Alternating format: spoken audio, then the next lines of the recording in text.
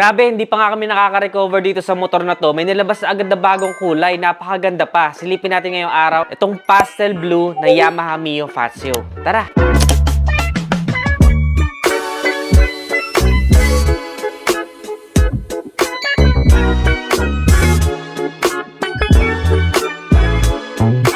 Last time may vlog natin yung Fazio Nedices at napakaganda ng mga color variations sa pamimilian natin. Ngayon, meron silang in-incorporate na somehow binigyan nila ng kulay pero napaka-elegante pa rin at sarap sa mata netong pastel blue. Para nga siyang may pagka-powder blue kung titingnan mo ng malapitan. Ang lakas ng appeal sa akin itong paint job na to, Nedicens. And pasok na pasok siya kasi ngayong taon, lalong-lalo na nung pinalabas yung Barbie, ay parang nagkaroon na ng mga vibrant na kulay kagaya ng pink, ng blue, ng green, violet. So itong mga colors na to yung in talaga for this year. And of course, kung hindi mo naman trip itong coolness ng kulay nitong pastel blue, ay meron din silang warm color na vibrant din, which is yung orange. Alin sa dalawa ang nagustuhan nyo, Nedicens? Comment nyo nga sa ibaba. In na in talaga tong Fazio magpahanggang ngayon at napakahirap humanap ng stocks. Sobrang in demand dahil nga na-master niya yung kailangan nating displacement, which is 125cc na good pang araw-araw, sakto lang yung hatak, yung gas consumption, and pwede pa rin sumabak sa mga long ride. Tapos, classic looking pa. Usually kasi kung makikita nyo yung mga 125cc scooter ngayon, either sporty, touring, o kaya naman ay modern looking. Pero itong Fazio ay kinuha niya yung classic looks. Ay alam naman natin, di ba, kapag classic, it will never go out of style. Talagang laging maganda sa paningin. At hindi lang syempre puro forma ang Fazio, Nedicens, dahil siksik at liglig din ito sa mga specs and features na talagang natatangi. Kagaya ng Blue Core Hybrid, na kung saan inuumpisa na nila sa mga motorsiklo yung pagbibigay sa atin ng mas matipid na gasolina dahil hybrid na nga eh. Ibig sabihin, may combination na ng battery at ng engine combustion. In fact, nagre-result ito sa mas matipid na fuel consumption. Kung ang 125cc naglalaro sa around 45 kilometers per liter, itong Fazio ay potentially pwedeng magkaroon ng fuel consumption na around 71 kilometers per liter or pwede mas matipid pa. Depende of course sa inyong throttle habit and road condition, pati na rin sa bigat ng rider, etc. Bukod pa ron, na alam naman natin ang Blue Core will give you more power with less fuel, ay meron din siyang assist na kapag inactivate mo, ay madadagdagan yung inyong maximum torque from 9.9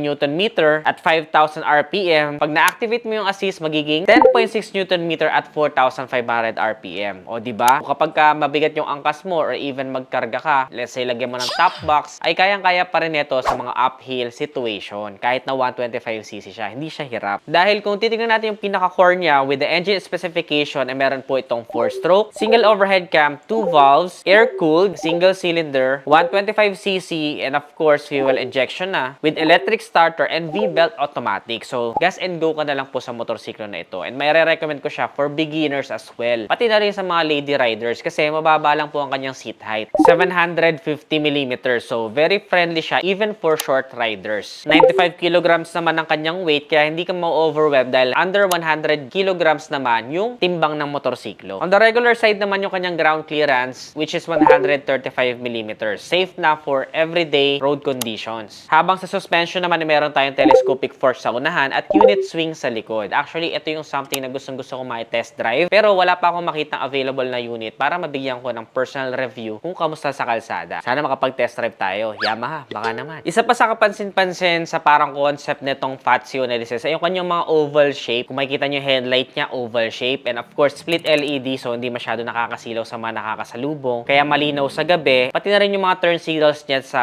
unahan. Makikita nyo na kaparehas din yung shape, no? Parang oblong siya. Ang maganda sa kanya, meron siyang parang freezing na effect, no? Para siyang mas naging elegante dun sa part na yon. You will also see dun sa kanyang pinaka black trims sa gitna ay meron din tayong oblong shape doon with our Yamaha logo doon sa gitna. Kung makikita nyo yung fairing siya, Nedicens, napakaganda ng quality dahil syempre tatak Yamaha yan. Pati yung kanyang pinaka meter panel, Nedicens, ay oval din yung shape niya pero yung pinaka gauge niya ay square naman. May kaliitan lang ito pero sapat na dahil fully digital naman ang meter panel, napaka-porma at kumpleto na para sa mga detalyeng kailangan natin sa biyahe. Meron din tayo sa minimal decals na parang may pagka-lime green na medyo papunta na sa yellow yung mga dinagdag na decals sa kanya. Meron tayong F sa gilid, stands for Fazio of course. And then may combination naman tayo nakasulat na Fazio on the black background tapos may trim nung parang lime green at saka silver naman sa ilalim. Very minimalist yet super stylish and elegant. Of course, hindi mawawala ang Yamaha Motorcycle Connect kung saan pwede mo i-connect ang inyong smartphone dito sa motor mo para ma-monitor mo kung dapat ka na bang magpa-maintenance or saan yung last parking location mo. All that stuff na napaka-future-proof. We also have the stop and start system na kung saan within 3 to 5 seconds hindi ka nagta-throttle. Shutdown yung engine para makatipid tayo sa gasolina, and of course nakakatulong din ito para mabawasan ang noise pollution. Tapos i-twist mo lang ulit yung throttle, mag-gas ka lang, aandar na siya ulit. Hindi mo na kailangan susian or i-start. Meron din po siyang side pockets na kung saan pwede ka mag-charge ng iyong smartphone dahil meron 12 volts power outlet na rin po siya. Plus merong maliit na bottle holder sa gilid. So napaka-convenient din pong pang-araw-araw nito. Not to mention na meron din po siyang carabiner hooks para sa ating mga pinamili kung gagamitin mo man itong companion sa pag-grocery. When it comes to the seat, meron din po itong decent amount of seat storage na sapat na para sa mga kakailanganin natin sa biyahe gaya ng raincoat, papeles ng motor, or even mga konting pinamili. But I doubt kung magkakasya dito ang isang helmet. Siguro nutshell, kakasya dito. Kung meron man sa inyo nakapaglagay na ng helmet dito, comment nyo nga sa ibaba para malaman din ng mga future consumers. Kung di naman kakasya ang helmet mo, of course, meron naman siyang mga hooks sa seat para pwede mo isabit na lang. Speaking of seat, napaka-premium din po ng quality ng seat nito, netizens. You will also see some stitches na super premium ng datingan. Simple lang siya, hindi naman siya yung sobrang elegante, pero malinis siyang tignan. And hindi mawawala, of course, yung grab bar with the matte finish para sa ating angkas. Sa fuel tank capacity naman, ay meron tayong 5.1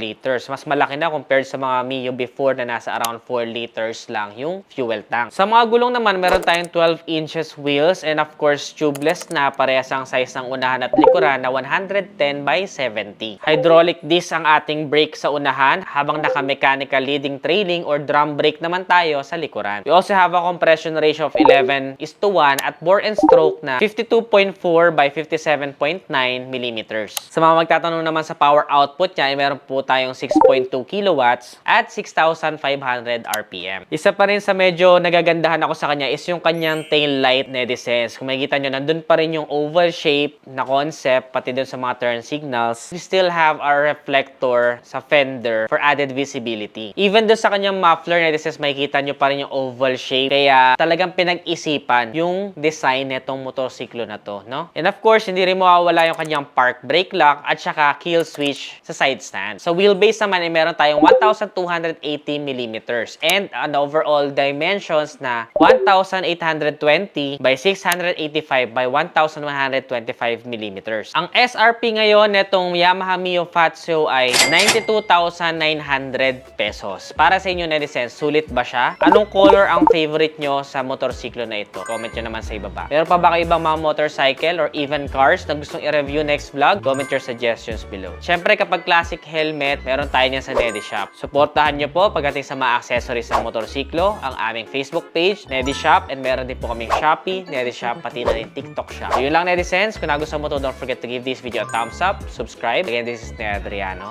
Always keep it cool, ride safe always. Bye!